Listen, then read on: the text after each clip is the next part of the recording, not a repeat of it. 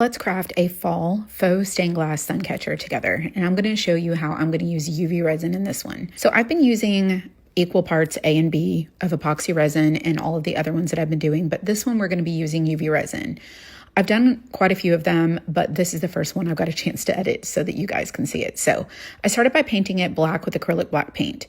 And then I'm going to be using a Ziploc bag that I'm cutting the zipper part off, and then I'm going to cut the bag into two parts. So we're going to cut the front and the back off so we have two different pieces of plastic. This is a 6-inch that I'm doing. We do have 12-inch of these wood cutouts, but we're going to be doing this one with the 6-inch and the plastic bag. So I just cut the bag in half, cut that zipper off, and you don't need it. You just want two parts of this plastic. So I'm also going to be putting down a piece of wax paper because I'm going to be using the UV resin to apply it to the back of the wood cutout to then cure it onto that plastic bag. So I just took a plate and I'm putting some UV resin onto the plate, and I'm going to be using a makeup sponge to apply it. Now you're going to want to put on gloves because this is resin, and while it isn't the same as the other resin, it is still resin.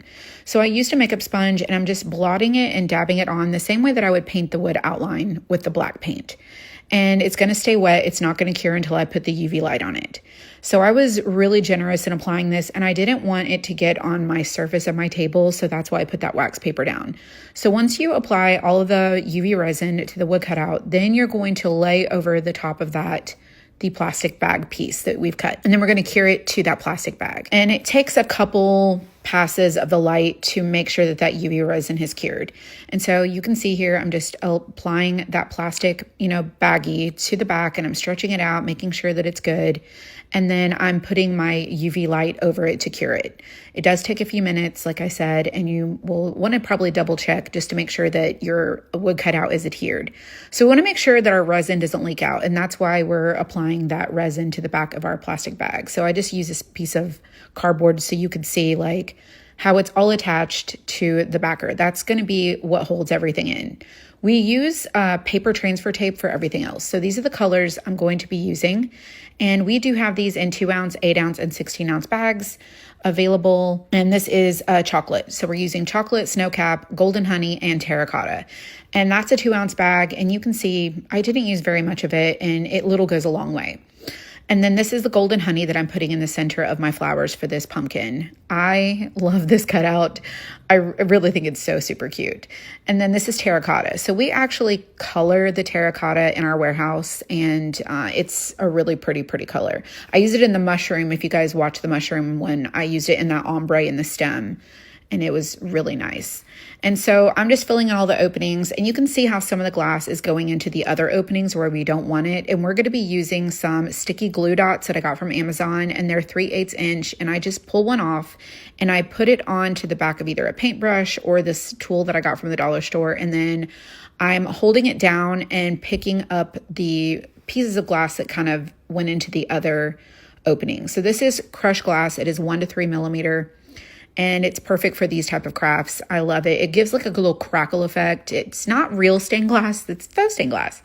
And so that's what we do. We're crafting, just fun things that we can display and have fun with. So this is the snow cap, and I'm putting it in to the flower. You could use a clear or another color if you like, but I thought this white just really pops. So the snow cap is not transparent. You cannot see through it. So it will give a little bit of a different look, and I'll show you that at the end. And again, I'm using all 2-ounce bags for this, and this is what I have left over from the entire craft. So you could do several of these wood cutouts. So I'm using the Let's Resin brand of UV resin.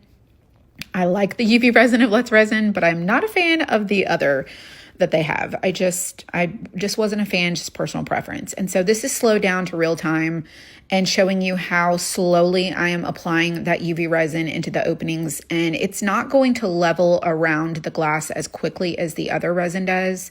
And so you want to take a little bit of time to apply it, make sure that it's saturated everything, and then let it settle.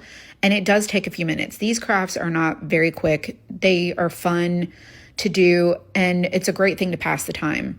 But they do take a little bit of time, so just keep that in mind. And so I'm just applying that UV resin to every single opening, coating it, and then I'm just going to let it level out.